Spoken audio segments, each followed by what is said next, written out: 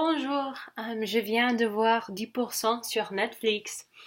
C'était très intéressant et j'ai beaucoup appris de la culture française et un peu de les stéréotypes aux Américaines aussi. Alors j'ai pensé qu'il y avait beaucoup de références euh, avec les Américaines, de l'argent et puis aussi euh, de l'âge des femmes et qu'aux États-Unis, on n'aime pas âger beaucoup. Euh, je pense aussi c'était un peu différent que je pensais avant, où les Français ils travaillent beaucoup dans ce film. Et puis je pensais qu'en général, les Français travaillent un peu moins que les Américaines. Ils prennent euh, beaucoup plus de vacances, je pensais. Et puis dans le film, on voit que Samuel, euh, le supérieur, il n'a pas pris en vacances depuis 8 ans. Alors ça m'a surprisé beaucoup. Puis on a aussi vu euh, du discussion avec des boissons que je pense que sont un petit peu françaises, du vin, des cafés, des choses comme ça sont dans le film. Aussi, les vêtements, ils étaient aussi françaises. Euh, les écharpes étaient euh, dans beaucoup de scènes différentes. Camille de France, non, pardon, Cécile de France, elle a apporté des écharpes dans presque toutes les scènes. Et puis, on voit aussi des autres personnes et je pense qu'il fait froid aussi en ce moment parce qu'ils ont beaucoup de pullos et des choses comme ça. Et puis, aussi les Vespa et les voitures, ils sont très françaises, plus petits qu'aux États-Unis. Ils sont, ils vont vite et puis il y a beaucoup de voitures sur la route, mais ils sont tous très petits. Et je pense qu'aux États-Unis, presque tout le monde a une voiture grande et presque tout le temps, il y a seulement une personne. Des fois, il y a deux ou trois personnes dans les voitures, mais presque tout le temps, tout le monde a une voiture toute seule qui est très grande.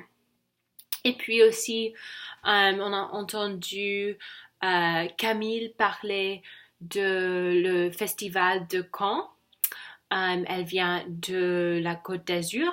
Et puis on a parlé un peu de la Côte d'Azur pendant notre leçon de géographie. Et aussi on a parlé de Caen, quand on a discuté de les différentes cours en France que Baylor offre à les étudiantes aussi. Euh, Quoi d'autre? J'ai fait des recherches sur les différents acteurs et actrices euh, et c'était intéressant que celle-ci de France, elle est vraiment euh, une actrice qui s'appelle Cécile de France. Et puis, il y a aussi des caractères comme Mathias, qui s'appelle Thibaut de Montlabert, Andrea Martel, qui est vraiment Camille Cotin, et Gabriel Sarda, qui est Grégory Montel. Alors, j'ai vu un tout petit peu de ces acteurs et cette actrice, euh, et tout leur travail aussi. Et puis dans le film, j'ai appris un peu des mots que je ne savais pas, comme chirurgien, le docteur Lubeck, qui va faire le practice, la chirurgie esthétique. Euh, et ça, c'était intéressant. Et puis, c'était intéressant que Cécile a décidé de ne le pas faire. C'était très bien, je pense, mais ça dépend à les différentes personnes. Aussi, c'était intéressant, ils ont discuté beaucoup de le film de Tarantino Et je viens de voir aussi le film de Tarantino qui était nouveau cet été. C'était le One Time in Hollywood.